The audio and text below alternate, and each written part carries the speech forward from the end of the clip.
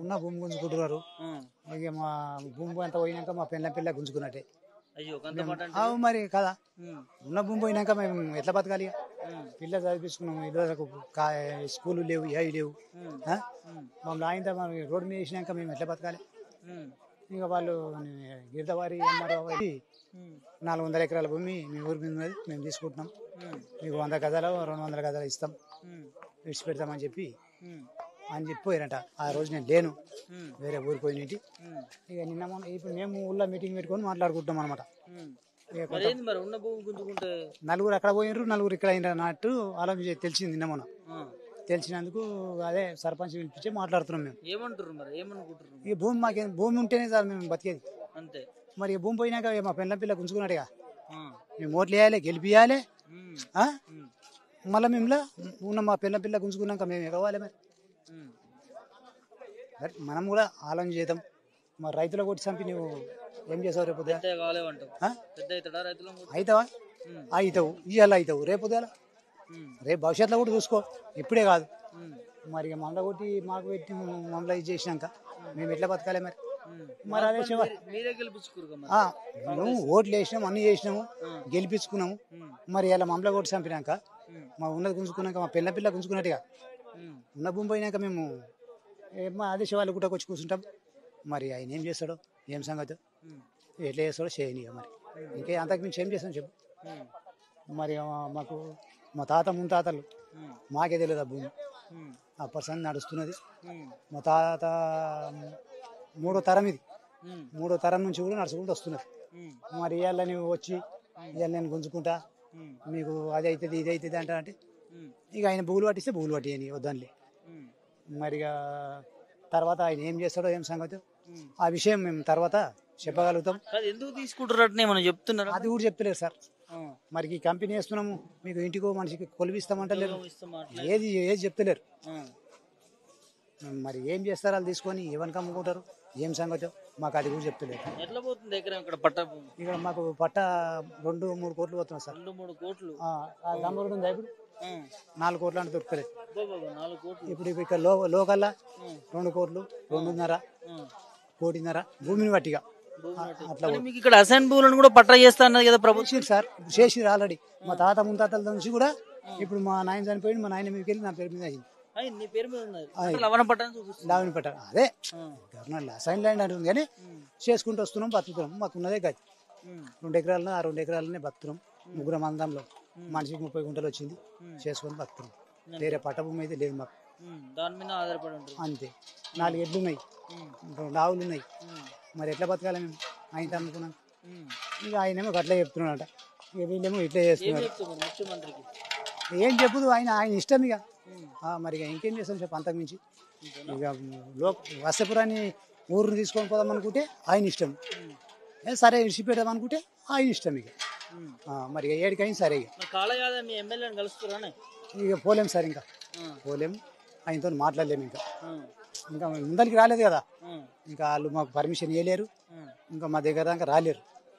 రాందానికి యాదయాత్రను కూడా మేము ఇంకా ఎమ్మెల్యేతో కూడా మాట్లాడలే, ఇదంతా కాపినాము. ఇవాళ మేము ఇట్లా అంటున్నాం అని చెప్పి 15 రోజులు లొల్లి అవుతుంటే ఇవాళ మేము ఊళ్ళో మీటింగ్ పెట్టుకొని ఆలోచన చేసుకుంటున్నాం, ఎట్లా సంగతి, ఏం సంగతి, ఎట్లా చేద్దామని అని ఆలోచన చేస్తున్నాం. దోరేపల్లి రమేష్ గౌడ్ సార్. ఏం జరుగుతుంది? అసైన్ భూములు తీసుకుంటున్నారట రైతుల దగ్గర నుంచి.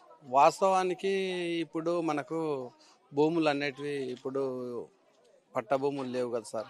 పట్ట భూములు లేనందున మనము ఈ ఉన్న భూమిని సాగు చేసుకుంటున్నాము. 57 నంబర్ చేస్తున్నందుకు మనకు ఆ భూమిలా ఇప్పుడు సారవంతం చేసుకొని బ్రతుకుతున్నాము.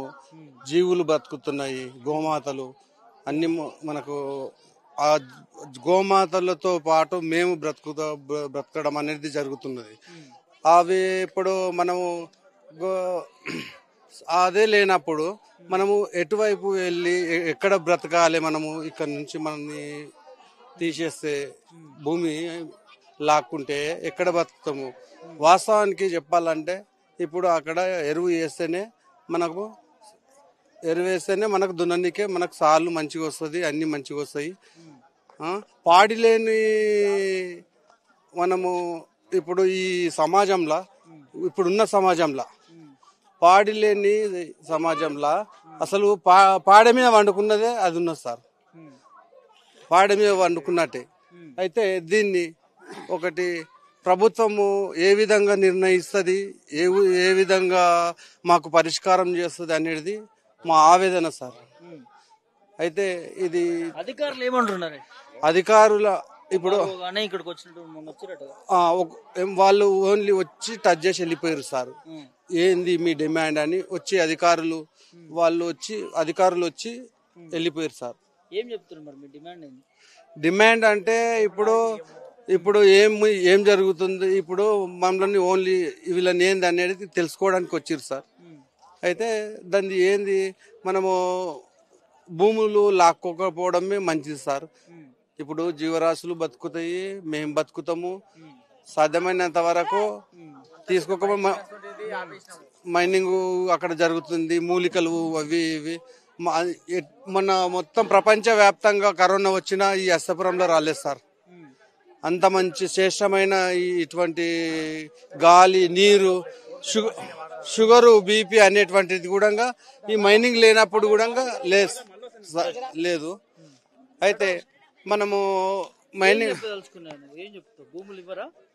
భూములు ఇవ్వరా అంటే ప్రజెంట్లీ ఈ విధంగా ఉన్న సార్. మనము అది నడుస్తుంది, చర్చ నడుస్తుంది. ఈ రోజు ఒకసారి ఇప్పుడు ఇస్తాం సార్, ఇవ్వమంటలే ఇస్తాం.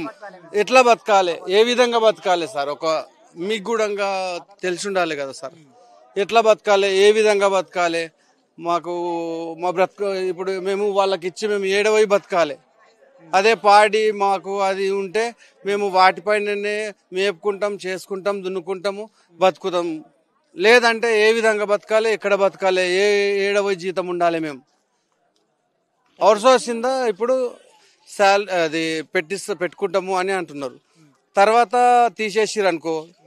ఇప్పుడు నేనే ఒక స్టేట్ లెవెల్ కబడ్డీ ప్లేయర్ని ఉన్నా సార్.